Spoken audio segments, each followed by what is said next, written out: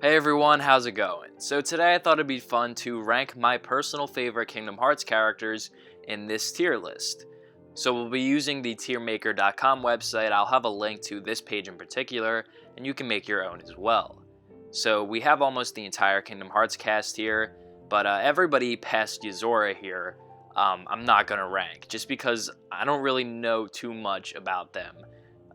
There's not really much to say about them. They're just part of Union Cross and Dark Road, that of which I don't really follow too much. I obviously know who they are, but not enough to rank them. So let's just start off here.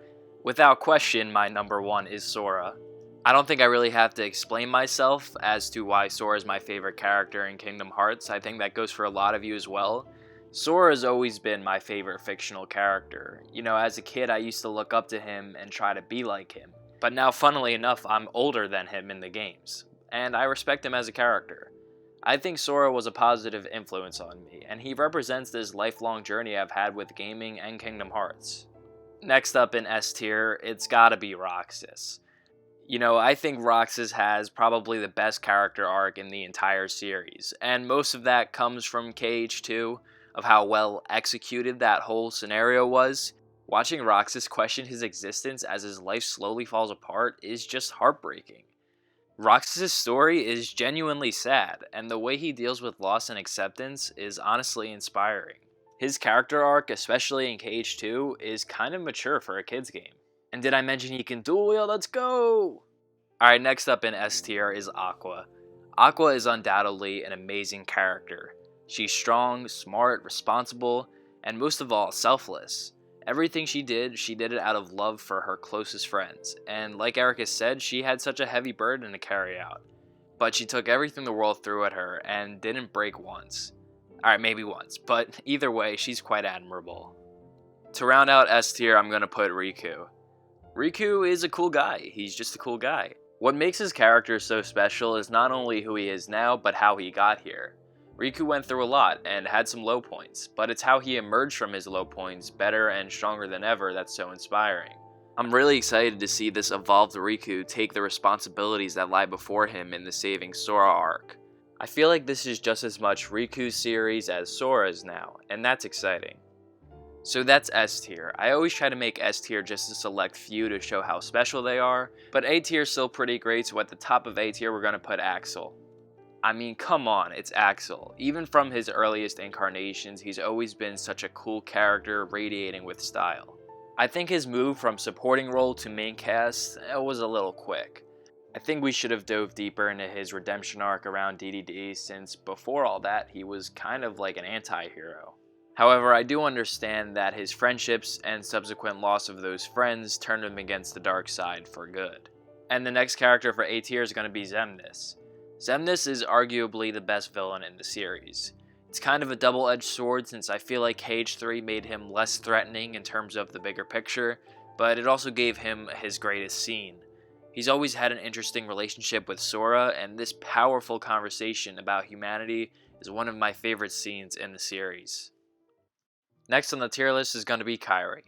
Kairi's always been an interesting case. Some people love her, some people find her character disappointing to say the least. I've always liked Kairi, since she is both our and Sora's motivation for the early adventures at least. But they never really gave her a significant role until KH3. Of course they could have done much more, but I think there's a lot of great Kairi moments in the game. I really like how the roots of KH3 are built off of Sora and Kairi's relationship. I hope the next saga has big plans for her, crossing my fingers for a proper Kairi game down the line. Next up is Xigbar. Xigbar is pretty high up on the list. Look, I wish I could say it wasn't just because of the Luxu scene. But man, it's because of the Luxu scene. Everything about this is just spine-chilling. The voice acting, the music, the animation, the mystery, I love it all. Xigbar always seemed like he knew more than he let on, and you gotta applaud Nomura for actually paying that off with the Luxu reveal. The character has so many great quotes and one-liners that will be remembered for years. You can't deny he's an iconic Kingdom Hearts character. Next up is Ventus. Back when I first played Birth by Sleep, I put most of my efforts into Ventus' playthrough. I think his resemblance to Roxas, a character I already liked, and his similar personality to Sora just drew me to him. I know he's not the best written character, but I do really like him, maybe even mostly for nostalgia. I don't really get what's going on with him in Union Cross, with Strelitzia and everyone, but taking Ventus off of just Birth by Sleep and KH3 alone, he's a really cool character. Next we have Naminé. Chain of Memories is probably my least replayed game in the series, so I really base Naminé off of my memories of KH2. She's one of those background characters who work on things behind the scenes. I think the mystery about Naminé is what really makes her character intriguing and compelling. Next, we have Xion. Xion, in my opinion, is one of the more underrated characters in the Kingdom Hearts fanbase. Not to say that I didn't fall into that, since before KH3 I had no expectation for her to return. I don't know why, it just never occurred to me. But she's a great character, with one of the best scenes in the series, which is also her death scene. But it's an amazing scene nonetheless, probably top 5 in the series. She also brings my favorite song in the series, which is Vector to the Heavens. So Xion has a lot. Next we have young Master Xehanort. I get that his story is kind of a mess, along with his presence in the timeline alone, but if you just roll with it, he's a cool character. He's got a sick design, really cool voice, great battle theme, good quotes, what more could you ask for? It's really cool to see a villain that's kind of the same age as our main cast, since all the other villains were older than them, but you can kind of relate him to them. It's cool to see Sora and young Xehanort just have these arguments and throw disses at each other. I know that we're done with the Xehanort saga, but honestly, I wouldn't mind seeing young Xehanort show up again. Next up on the list, we have Vanitas. In Birth by Sleep, Vanitas used to be so cool, man. He used to be so cool. Not to say that he's not cool in KH3, but he was cooler in Birth by Sleep for sure. Kind of similar what happened to Xemnas, where he has a much less significant role in KH3 than the game he was the villain in, so naturally he won't be as cool or threatening. But they still gave him some pretty great stuff in KH3. I love the conversation that Sora, Ventus, and Vanitas all have together. I think it's one of the greatest scenes in the game. Great voice acting from Haley Joel Osment. I really like the line where he says, "Settle down there, master." Just good stuff from Vanitas in KH3, but I still think he was cooler in BBS. It's kind of funny how a character who has the exact same appearance as our main character doesn't really have too much of a significant role, so maybe he'll return in the future, who knows. Next is, oh boy, the Master of Masters. Genuinely terrifying. Horrifying. I have no idea how Nomura successfully created a villain, the next big bad guy of the series. He just wears a coat. He just wears an organization coat, that's it. No face. Bold move. Somehow Nomura made it all work by giving him just a mysterious vibe and such sinister tones. And, you know, everything contributes to that. Ray Chase's amazing voice acting, the movement of the character, and the writing, everything just makes him such a unique, terrifying character. And I'm so excited to see him in the future, to see him interact with Sora. I think the Master of Masters and whatever his plans are just indicates a really interesting future for Kingdom Hearts, and it's something I'm really excited for. Let's just keep it going with the villains and cap off A tier with Yozora. I would be lying if I said I had any idea what is actually going on with Yozora. But I think they're pulling it off for now. I think anyone can see that they're treading on thin ice here with the connections to Final Fantasy 15 and Versus 13, and just how they're kind of introducing a new world to Kingdom Hearts, kind of taking it out of their style. It could go sideways quick, but for now, I'm going to trust in Nomura and say that that won't happen. And just based off of the fact that Yozora's cool, I think they handled him well in Remind. I think he's got a really cool vibe going on. He's determined and powerful, and that's what I think is most scary about him. He is lethal, lethally powerful, and genuinely scary. When you enter the ring with Yozora, you know it's going to be a tough battle, and I think they did that so well to make him an actually scary villain. Like I said, the new villains of Kingdom Hearts are kind of threatening as far as we know. And gotta hand it to Dylan Sprouse, man, the MVP. He did a fantastic job. He really did. His voice acting is awesome. He fits Yozora so well, and it's really cool to see these Disney Channel stars enter Kingdom Hearts, because if you're a 2000s kid like me, the mid-2000s, it was Disney Channel, Kingdom Hearts 2. They were very synchronous, and yeah, it's just really cool to have him here. Very nostalgic, and he's doing a great job as Yozora. Starting off B tier is Terra. I don't have a strong attachment to Terra, but I still like him as a character. Funnily enough, I actually enjoy Terra's gameplay. I know it's not very well made when compared with others, but I like the strong, satisfying hits. I agree with people who say Terra gets too much hate. Most of what happened wasn't really his fault, maybe just ignorance, but characters are allowed to be flawed. I just feel bad for him. I think he's a real softie underneath the hard exterior who definitely got the short end of the stick. Terra didn't get to properly be a character because of all the manipulation and possession, so hopefully in the future he gets to do more. That's kind of why he's only at B tier, because so far he hasn't really done much. There is more to Terra than surface level, and I think he deserves a deep analysis. Maybe one day I'll do that. Next up is Sayax. Sayax was always so cool when he was part of the organization. His presence was always feared, both in and out of battle. I think in the newer games that fearful quality has lessened as his allegiance further aligns with the good guys. I don't know how he'll fare as part of the new cast, but I'm quite interested in the story they're setting up with the girl from Radiant Garden. Sayax has always been a very interesting character, and I'm looking forward to learning more things about him, such as why he joined the organization. Next is Master Xehanort. Master Xehanort is a good villain. I feel like his prime is in Birth by Sleep, even to the point where he feels like a different character in KH3. Now, he's still really good in KH3, we'll talk about that. Xehanort is just a different breed in Birth by Sleep. I don't know how else to describe it. My best try would be that in Birth by Sleep, he's an evil man who happens to be old, and in KH3, he's an old man that happens to be evil. I think by the time Nomura got to KH3, he was ready to move on from Xehanort. I mean, we already had the Master of Masters in the back of our head as a different antagonist, so I think that kind of proves it. But nonetheless, Xehanort has some great moments in the final battle of KH3. In particular, I love when Xehanort hands Sora the Keyblade. This is technically Sora's first Keyblade ceremony, and it's done by the main antagonist, so I think that's really cool. So next we have Luxord, Marluxia, and Larxene. For the sake of time, I've decided to group these three together, since I kind of feel the same way about them. They're the classic bad guys, but not really bad guys. That's always fun to see. They all have their own unique weapons and gimmicks that makes battling them interesting, with my personal favorite being Marluxia's Scythe. I'm happy that it seems that they're all going to stick around in one way or the other. Impressive, is it not? Yeah, I have no idea what Luxord has anything to do with Yozora, but it seems like all three of these characters have new backstories that I'm very much interested in learning. Oh yeah, Demyx time. Demyx is genuinely hilarious. Now, does that make him a compelling character? Not necessarily, but it does make him an icon. Seriously, Dance Water Dance and Run Run Away are some of my favorite quotes in the series. Next we have Ansem, Seeker of Darkness.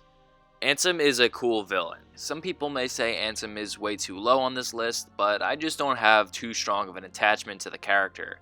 I can say for sure that my favorite Ansem moment is his death scene in KH3. I think debatably that is his best scene. I never thought I would receive genuinely good life advice from Ansem, the first antagonist of the series. I think this coming from the antagonist of the first game is really poetic, and I kind of see it as Nomura talking to us as the fans, preparing us for a new future for Kingdom Hearts. Clearly I like the character, I just like the previous characters more. Next is Riku Replica. Nomura somehow made Riku Replica really compelling, and it was kind of a character that I underrated for the first year that KH3 was out, and then I looked back and saw his self-sacrifice scene, and I think he's really cool. From the outside looking in, it could just seem like a big mess, like with all these Rikus here, but if you really analyze it and understand what's going on, then I think it's really compelling. I mean, it would be one thing if they threw it in there and it didn't mean anything, since I don't think anyone was really itching to see how Riku Replica's story wrapped up, but the fact that Nomura threw it in there and actually made his character good, I think is something that's really cool. Next up is the Twilight Town gang, Hayner, Pence, and Olette. I like that these characters kind of act as the outsiders of the Kingdom Hearts universe. Hayner, Pence, and Olette represent that nostalgic summer relaxation that is sorely lacking nowadays, and I'll always appreciate them for being part of the Roxas story arc. Their presence in the newer games ensures that Twilight Town will be a recurring area, which is always good to know. Next up is Chirithy. I like Chirithy. It has a cool design, and I think it was incorporated well into the series. What is it? Who knows? Why does it know the workings of the universe? Beats me. But I like it when characters have a mysterious amount of knowledge. I always think they're cool characters, and to have that trope fulfilled by a stuffed animal is pretty cool. Next up is Vexen. For some reason, nobody talks about how Vexen is kind of the secret MVP of the Keyblade War. Sure, Sayax helped too, but Vexen was really organizing everything behind the scenes. I think his goal for atonement really brought him up higher on the list than he originally would have been. Oh boy, moving on to Ericus. Man, Ericus had so much potential. Being this old, wise warrior of light, defender of the world, voiced by Mark Hamill, this was the recipe for an amazing character. He just had to try and kill Ventus. And then people blamed Terra for how that situation ended. Ericus had a little redemption at the end of KH3, but I feel like they could have done much better with him. I wish he could have interacted more with Sora, since he is technically Ericus' successor as Defender of the World. It would have been so cool for him to teach Sora like he taught Terra, Aqua, and Ventus. Who knows, Xehanort already came back in Melody of Memory, so they could always bring Ericus back and do a little bit better with him, but I think he has some of the most missed potential out of any other character, and honestly, he's only B tier because he has a really cool design and he's voiced by Mark Hamill. Alright, well that was the end of B tier, but to start off C tier, we're going to put Ephemer. I'm not going to act like I know anything about this character that wasn't in back cover, but I like his design, and I think he has a lot of potential to be really cool when they bring him into the main games. And while we're at it, let's put Messer Ava up there as well. I really like how Ava is kind of the world's last hope, at least back in Union Cross times. She's the only foreteller that seems to be actively working for the future of the world, and so for that, I like her character and have high hopes for her in the future. Next up is Sora's Snapchat best friend, Ienzo. I like how Ienzo kind of became our plot exposition machine, but whenever he's on a cutscene, it's likely they're going to play Heart of Mystery, which is a fantastic theme. Ansem the Wise, what do I have to say about you? Not much. He's got a cool voice. Yeah, that's about it. He's got some cool scenes in KH2, but you know, he did some bad stuff, and he was mean to Roxas, but he tried to redeem himself in KH3. Next is Ira. Ira seems like he's at least trying to stop the end of the world. He's not trying very much, but he gets a participation trophy. I like his design and name more than the rest of the foretellers, plus he's voiced by Yusuke, so that helps. I'll talk more about the foretellers when I get to the rest of them. Alright, next in D tier is Xaldin. I feel like I gotta give Xaldin something for being kinda cool in KH2.